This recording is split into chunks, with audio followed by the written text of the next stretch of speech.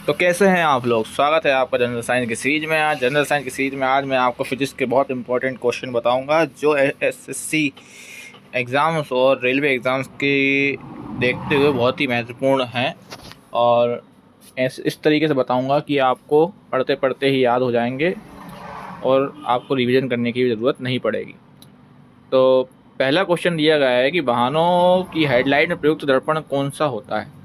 तो वाहनों की जो हेडलाइट होती है उसमें किस दर्पण का प्रयुक्त उपयोग किया जाता है ये बताना है इसमें। तो इसका आंसर है अवतल दर्पण। Option number D is the right answer of this question. Next question जो दिया गया है वह है कि एक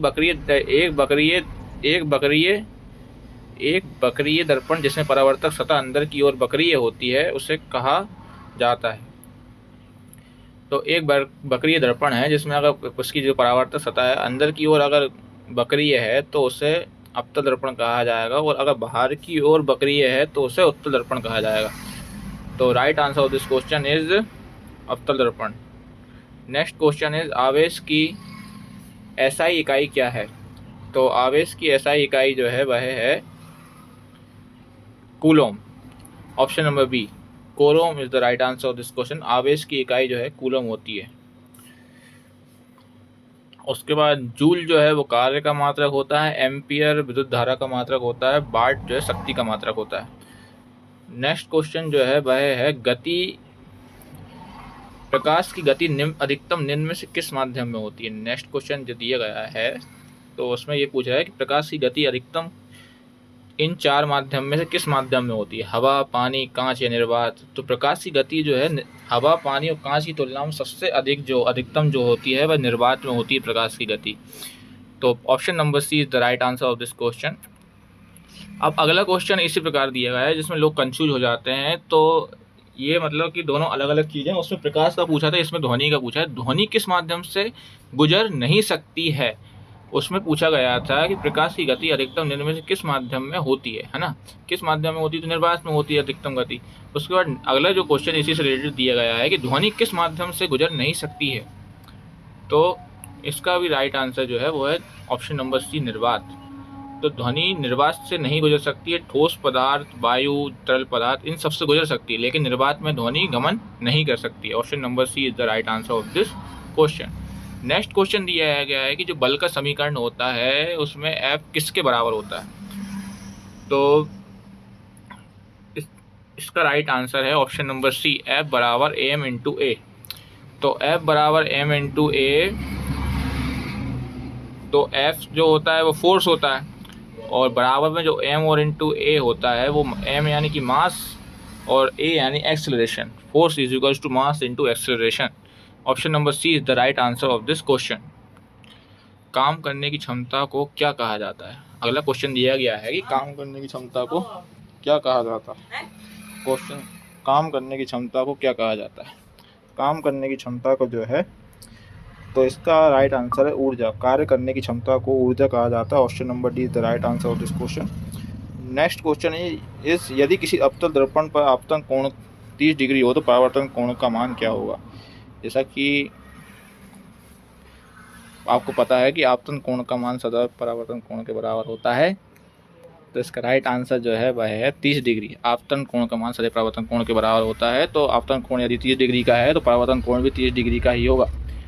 डायग्राम में और अच्छे तरीके से आप देख सकते हैं। नेक्स्ट क्वेश्चन इज निम्नलिखित में से किसकी इकाई ऊर्जा की इकाई के समान है। तो ऊर्जा की इकाई होती है जूल। तो जूल ऊर्जा का मात्रक भी होता है, साथ साथ किसका और मात्रक होता है। ऑप्शन दिए गए शक्ति, घनत्व, बल या कार्य। इसका राइट आंसर है कार्य, ऑप्शन नंबर डी।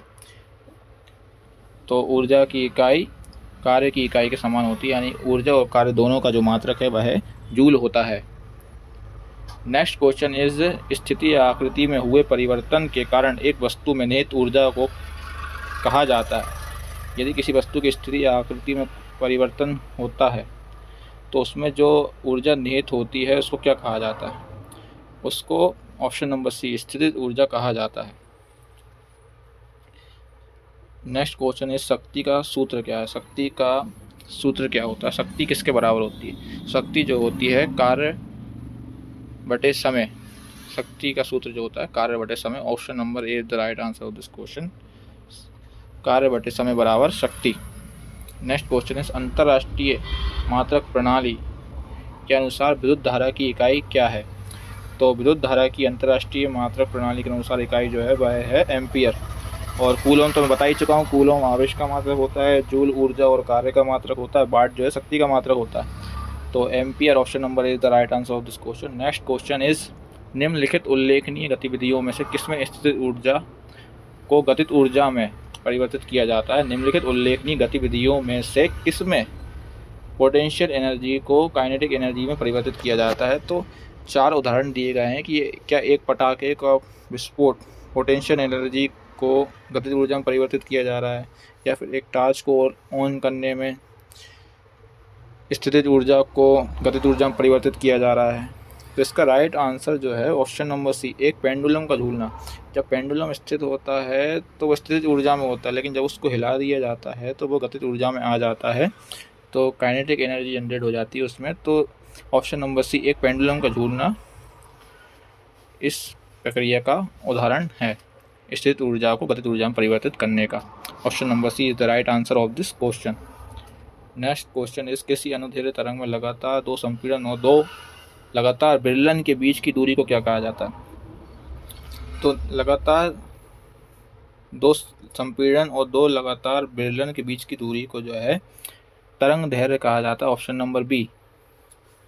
तो 2 संपीड़न और 2 विरलन लगातार के बीच की दूरी को जो है तरंग दैर्ध्य कहा जाता है। Option number B is the right answer of this question. Next question is निर्वात में प्रकाश का वेग कितना होता है? तो निर्वात में प्रकाश की चाल अधिकतम होती है, जैसा कि मैं बता चुका हूँ आपको, इससे पहले क्वेश्चन भी आया था। तो लेकिन अब इसमें नेक्स्ट क्वेश्चन में पूछा है कि निर्वात में प्रकाश का वेग कितना होता है, तो गति कितनी होती है, वेग कितना होता है, ये बताना है। तो इसका आंसर है option number C, 3 × 10⁻⁻⁻ (1). Option number C is the right answer of this question. That's all about today class. Thank you for watching and continue watching for more information about general science.